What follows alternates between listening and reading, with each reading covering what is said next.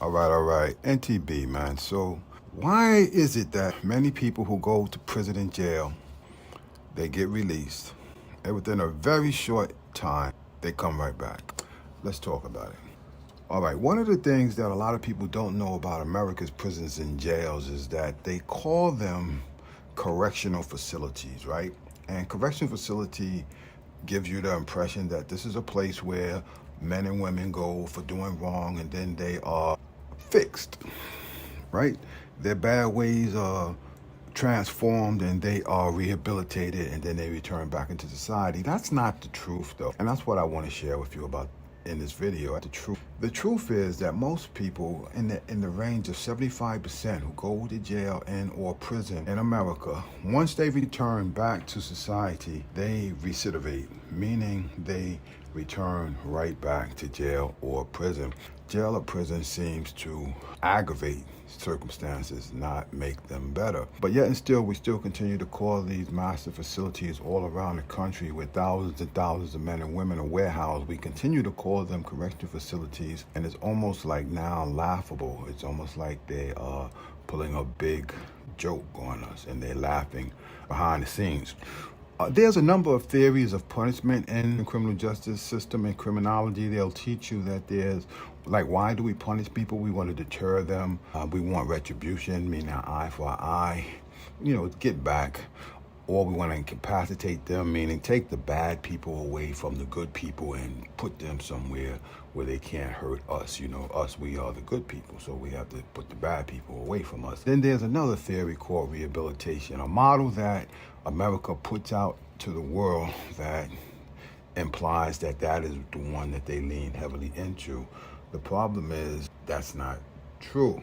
And I came to that realization not just by reading a number of books and journals and scholarly articles on criminal justice and the American criminal justice system, but I learned it through firsthand experience. I remember when I was a young man, 17 years old, arrested for armed robbery offenses and sentenced to 12 and a half, 25 years. I was placed in those facilities and there was practically nothing there. The whole system was not set up and designed to cater towards having people fix themselves or aid in them being fixed. It wasn't structured that way. There was more things to get into in terms of negativity in those facilities than it was to better yourself. There was an environment skillfully created to make sure that there's pockets of places, big places, huge places where men and women can go and they could receive services that would make them better people. So when they come home, they would be better off. In fact, one of the big indicators of a person not returning to prison or jail is if they can become educated in prison. And many of American prisons, particularly in New York, once upon a time, they had a big college program where a person can go into the institution, they can get a GED, and then they can go get a college associate degree, a bachelor's degree, and in some facilities they even offer a master's degree. They had local colleges, right, that will come in and literally set up colleges inside the facility. And when you look at the research on these colleges that was set up within the prison and the long-term tracking of these inmates who receive college degrees, you see that the recidivism rate amongst that cohort of inmates or formerly incarcerated people was extremely low. Many of them never returned to prison. So we knew that it worked. What did they do in New York and in many places all around the country? They took the college out of the prison. Why? Because they said, we don't want to educate these people. Why are we using our taxpayers to educate these people? They flipped out. The politicians then bended to the will of the people and they removed the colleges from the prisons. And so you took a lot of hope away. So a lot of men who are serving 10 years, think about it. A man or woman is sentenced to 10 years in prison, right? And which one, from a mindset point of view, would you think would be more healthy? A man or a woman who's in there for 10 years, they enter there and their counselor tells them, listen, you're here for 10 years, you got to do your time. You did the crime, you got to do your time. But here's what can happen. They have a college program here where you can go and you can get an associate's degree, you can get a bachelor's degree, and in some facilities they even had a master's degree. So you can leave the facility not empty-handed.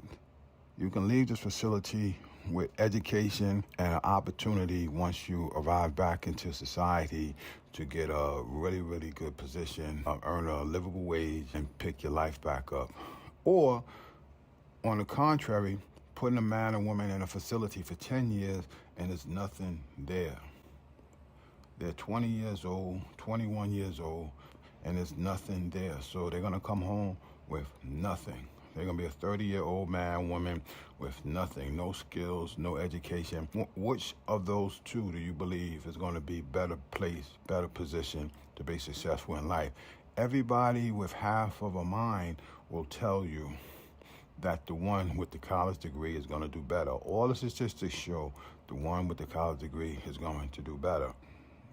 Correctional facilities, these are prisons. These are not places that's designed to correct anybody. And it seems more that the people who come out of there oftentimes are in just as bad shape as when they went in. And sometimes, unfortunately, they're even worse. Anyway, subscribe to the channel if you're not subscribed, comment, like the video. We'll talk some more. NTB, man.